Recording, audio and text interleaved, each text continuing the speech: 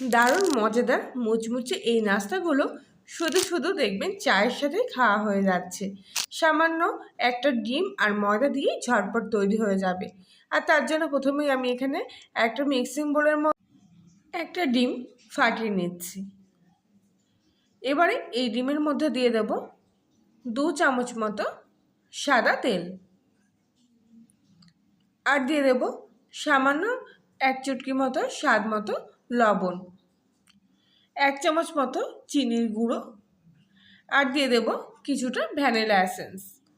আপনারা এর বদলে যে কোনো ফ্লেভার কিংবা এলাচের গুঁড়ো ব্যবহার করতে পারেন। এবারে ডিমটা খুব ভালোভাবে কিছুক্ষণ ধরে ফাটিয়ে নেব, আর তার সাথে বাকি উপকরণগুলো বেশ কিছুক্ষণ ধরে ভালো করে মিশিয়ে নিলাম। এবারে এখানে নিলাম 1 কাপ পরিমাণ মতো ময়দা। ময়দাটা আমি এখানে চালনি দিয়ে চেলে নিচ্ছি। এর ফলে যদি ময়দার মধ্যে কোনো দানা ভাব থেকে থাকে তাহলে সেগুলো বাদ পড়ে যাবে। এবারে সব কিছু মিশ্রণ আমি একসাথে খুব ভালো করে ময়দার সাথে মিশিয়ে নেব। আমি এখানে চামচ দিয়ে মেশাচ্ছি, আপনারা চাইলে হাত দিয়েও কিন্তু খুব ভালো করে সব কিছু একসঙ্গে মেখে নিতে পারেন। আর একটা কথা, আমি কিন্তু এখানে কোনো প্রকার জল ব্যবহার করিনি, শুধুমাত্রই ডিমটা দিয়ে ময়দাটা ভালো করে একসঙ্গে মিশিয়ে নিচ্ছি। আর যদি আপনারা মনে করেন এখানে 2টো ডিম দেবেন তাহলে ময়দার পরিমাণটা একটু বাড়িয়ে দিতে পারেন। মাত্র কয়েক মিনিটের মধ্যেই দেখবেন হাতের কাছে থাকা কয়েকটি উপকরণ দিয়ে কত সুন্দর এই নাস্তাগুলো তৈরি হয়ে যাচ্ছে, আর খেতেও দারুণ টেস্টি। রোজ রোজ একঘেয়ে বিস্কুট কিংবা চপ সিঙ্গারা পকোড়া খেতে না ভালো লাগলে এই নাস্তাটি অবশ্যই আপনারা বানিয়ে একবার খেয়ে দেখতে পারেন।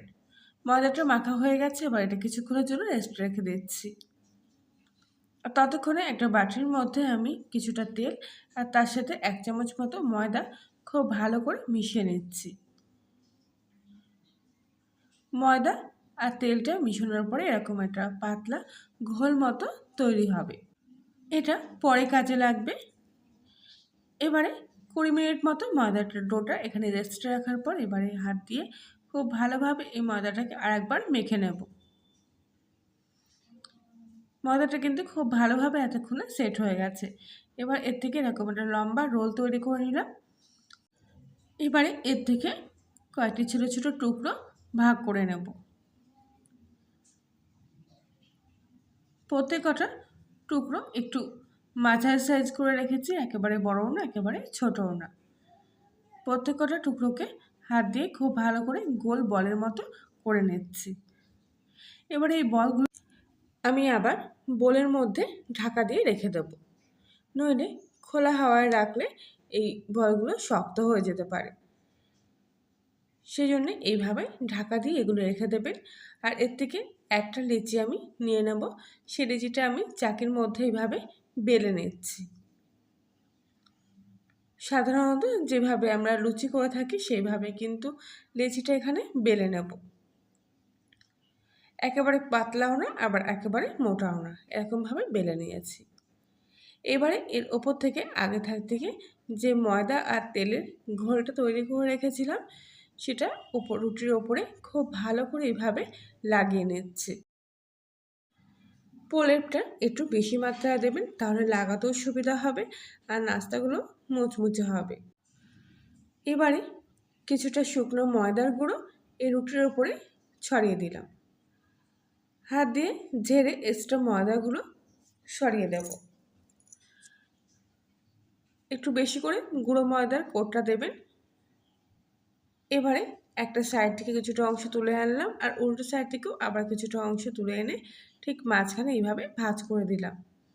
আর ভাঁজ করা অংশগুলোর উপরে আবারও কিছুটা ময়দা আর তেলের প্রলেপ, আর ওপর থেকে ঠিক একইভাবে কিছুটা শুকনো ময়দার গুঁড়ো ছড়িয়ে দেবেন। এক্সট্রা ময়দার গুঁড়োগুলো অবশ্যই এইভাবে ঝেড়ে ফেলে দেবেন, নাহলে কিন্তু ভাজার সময় এগুলো তেলের মধ্যে মিশে যাবে। এবারে এই লম্বা লেচিটাকে আমি এরকম চওড়া করে বেলে নিয়েছি, আর এর ওপর থেকেও আবার কিছুটা শুকনো ময়দার গুঁড়ো আর তেল আর ময়দার প্রলেপ কিন্তু লাগিয়ে নিয়েছি।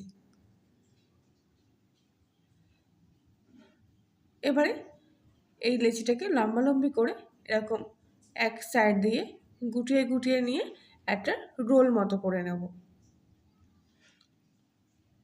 তবে খেয়াল রাখবেন যেন রোলটা একটু টাইট হয়, তাহলে লেয়ারগুলো খুব সুন্দরভাবে ফুটে উঠবে। আর এই মুখটা একটু জল ব্রাশ করে নেবেন অবশ্যই, নইলে কিন্তু পরে খুলে যেতে পারে। এবারে এর মাঝ বরাবর একটা রকম আঙুল দিয়ে এরকম চেপে দিতে হবে, আর এরকম ওপর থেকে একটা ভাঁজ তুলে এটাকে দুই মুখ এক জায়গায় করে নিয়ে এসে ফোল্ড করে দিতে হবে। একটু চেপে দিয়ে ঠিক উল্টো পিঠটা দেখবেন একদম প্লেন মসৃণ তেলানো। ঠিক এই মসৃণ দিক থেকে এরকম কিছুটা অংশ কেটে এরকম দুভাগে এটাকে ভাগ করে দিতে হবে। আর দেখবেন কত সুন্দর এই নাস্তাগুলো দেখতে তৈরি হচ্ছে। ঠিক এইভাবে চেপে চেপে নিচের দিকে নিয়ে আসবেন, নিয়ে এসে এটাকে একটু পাতিয়ে পাতলা করে দেবেন। আর যদি মনে হয় যে বেশি একটু মোটা আছে, সেজন্য আমি এরকম বেনি দিয়ে একটু বেলেও নিচ্ছি। এইভাবে আমি প্রত্যেক কটা আর যে বাকি নাস্তাগুলো আছে সেগুলো তৈরি করে নেব। এখানে আমি আপাতত এখন 4টে নাস্তা রেডি করলাম, আর পরে বাদ বাকিগুলো তৈরি করে ভেজে নেব। এবারে একটা প্যানের মধ্যে সামান্য কিছুটা তেল দিয়ে তেলটা খুব ভালোভাবে গরম করে নিলাম।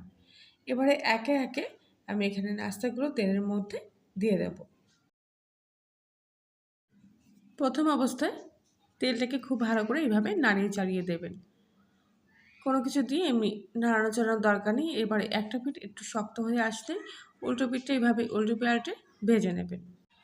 আর অবশ্যই কিন্তু গ্যাসের ফ্লেমটা লো টু মিডিয়াম আঁচে রেখে ভাজবেন, তাহলে ভেতর থেকে এগুলো মুচমুচে হবে আর লেয়ারগুলো কিন্তু খুব সুন্দরভাবে ফুটে উঠবে।